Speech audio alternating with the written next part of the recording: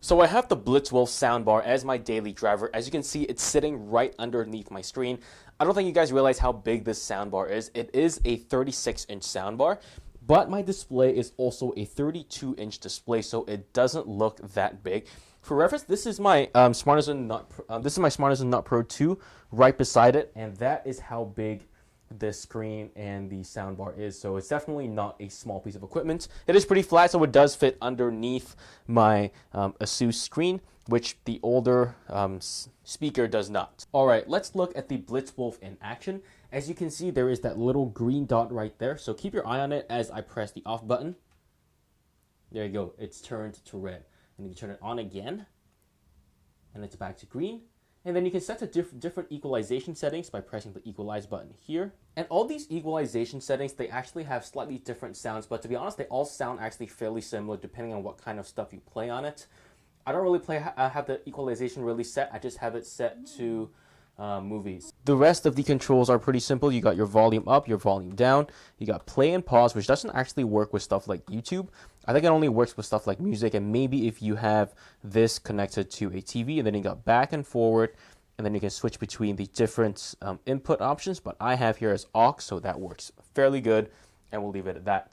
In terms of the reception, it's not as far as you would think. If you have like a wall between, it's not going to work. You got to be within maybe 10 feet, and it's got to be unobstructed for this to work with that soundbar over there.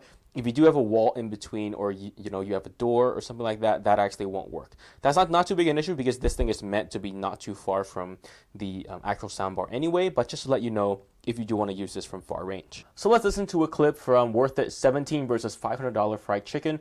We'll listen to it and then I'll talk a little bit more about it after. Oh, I'm lost. Oh wait, no, I'm in fried chicken heaven.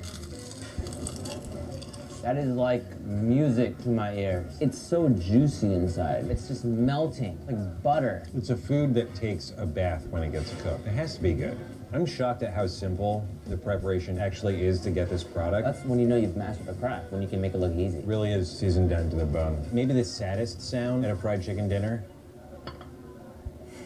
That was less dramatic than I thought it would be. Dramatic or dramatic? Did you just make a pun? Dramatic or dramatic? Alright, so talking about the audio here, the audio comes up from the top and goes upward this way, and I gotta say that the audio here sounds pretty good. You get some good stereo separation. You also get a very nice collection of mids, highs, and bass. This clip here doesn't actually showcase the bass very well. It's obvious because there's no explosions. This is a food video. But in terms of the crispness of the sound, it sounds pretty good. It's not as crisp as other systems I've heard $100,000 systems, and this is nowhere near that. Obviously, this is like $100, but I gotta say that it's very good, and I really have no complaints using this as my daily driver, and I'm very, very satisfied with it. Here, let's listen to something more exciting and see what we got. All right, let's do this. Iron Man. We'll watch this scene, and then we'll talk a little bit about the audio output.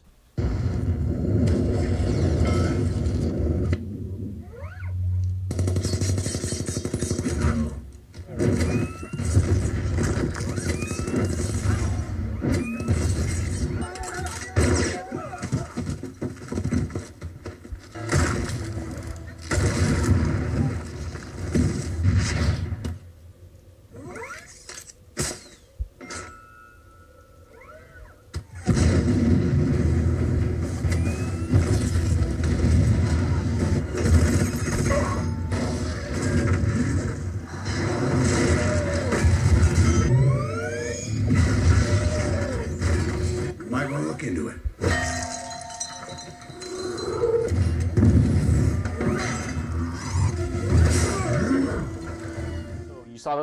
All right, so you heard that little clip, and talking about this, I will say that the bass in the Blitzwolf soundbar is a little bit not as high as I would like, because I really I would have liked it to be a little bit higher. In terms of the audio quality, it's pretty good. I like it. It's good for movies. Again, like I said before, I would have preferred the bass to be a little bit higher, but it should be okay. So in conclusion, I like the Blitzwolf soundbar. It's a very, very good soundbar you can get for just, about $100, which is actually very, very good. So let's show you what it is here. Well, it's actually, $90, which is even cheaper. And I really recommend this soundbar. And if you want to check it out, be sure to check out the links in the description down below. Thank you so much for watching my review of the Blitzwolf SDB1. Be sure to hit like and subscribe and hit that little notification bell to make sure you are notified of any of the newest videos that come out. Thank you so much for watching, and I'll see you guys in the next one.